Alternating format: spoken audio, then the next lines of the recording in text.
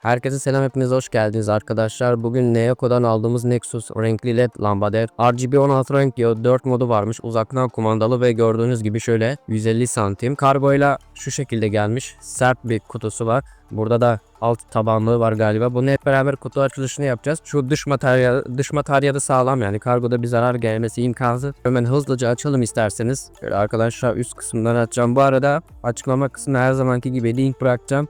Fiyatını da söyleyeyim size. Yani ben bunu yaklaşık 400 liraya aldım ve kendi sitesinden aldım. Hepsi burada ve Trendyol'da da var. Orada da alabilirsiniz ama ben kendi sitesinden aldım. Kendi sitesi daha ucuzdu arkadaşlar. En az bir 100 TL falan daha ucuzdu galiba. Bluetooth olan modeli de vardı. Onu almadım arkadaşlar. Kumanda her zaman daha güven veriyor gibi. Şöyle şu kapakçığını da çıkarttık buradan. Kartonu da çıkartıyorum.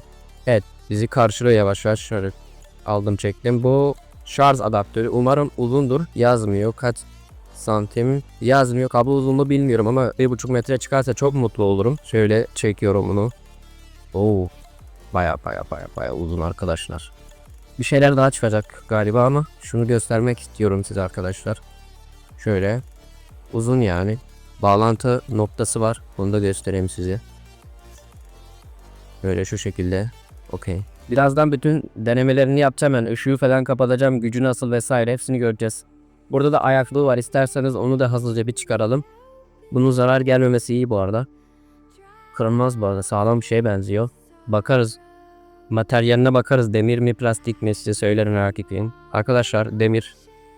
Çok sağlam o. Neocon'un kendi kartı. Yorumlarda 5 yıldız bekliyorlar. Beğenirsem atarım tabii ki, neden olmasın. Şimdi sırada ne var, şöyle bir elimi buradan koyup gönder diyorum baba.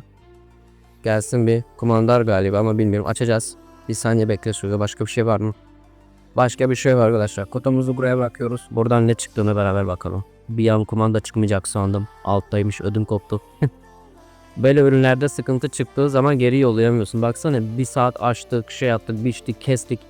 Yani kırık çıktı mı bir daha gönderemiyorsun. Onun için gerçekten yollayanın da kargo şirketinin de çok dikkatli davranması gerek. Tabii efendim. Burada birkaç bir şey daha var. Şurada nasıl kullanacağımızı gösteriyor. Kumandamızı bir alalım. Kumanda burada, klasik kumanda. Bant var, bunu çekmemiz lazım. Çektim. Şu an çalışacak diye düşünüyorum. O pilim gitmemesi için galiba. İsterseniz adaptöre de bakalım hızlıca. Adaptörümüzün girişi böyle arkadaşlar. Hayır, bana kısayım deme. Hayır. Olamaz. Biraz kısaymış arkadaşlar. Şimdi bunlar ne oluyor arkadaşlar? Şimdi buradaki 4 tane diş var burada. Onun için 4 tane de giriş almamız lazım. Yani burası otomatikmen, yani iç içe girdiler sayılır. 2 tane ok var gösterilmiş şekilde. Birbirine bakar şekilde yaptım. Arkası da birbirine bakar şekilde. Bu yani başka olamaz herhalde. Şimdi bu böyle geliyor. Adaptör buna girsin, okey. Şunu bir öncelikle bu ne oluyor, ben anlamadım. Bu niye bunu tekli yolladınız ki? Seni hiç alakadar etmez. Neyse. Sen bir gel buraya. Tamam. Şöyle yerleştirdin.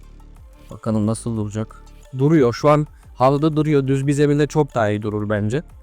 Bu şekilde bir yerleştirme yaptım, size iyice bakın. Okey. Şimdi bir çalıştıralım bakalım. Evet. Becerdiğim gibi bir şey oldu arkadaşlar. Yaptım. Şöyle kumandamı da alayım. Şimdi şu şekilde bıraktım arkadaşlar. Ama duvara dayasak daha mı çok ışık alırız? Bir de renk geçişleri yakmak istiyorum. Kumanda iyi çalışıyor bu arada. Kumanda uzaktan çekiyor. Bu kumandayı seviyorum. Bu kumanda tipini gördünüz mü, alabilirsiniz. Bunlar iyi çalışıyor. Temu'da da vardı aynısı. Şöyle mollar arasına geçiş yapıyorum. Oo, bitti ya. Bizim rengimiz bu, tamam mı? Renk bu baba.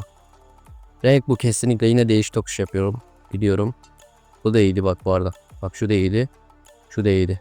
Aa bak, üsttekiler daha iyi. Oh nice. Nice brother. Şimdi ışık artırma falan da olabilir galiba. Evet, ışık artırma da var. Bakalım, artıralım. Şu an azaltıyorum. Azalt. Tamam, bitti. Artır.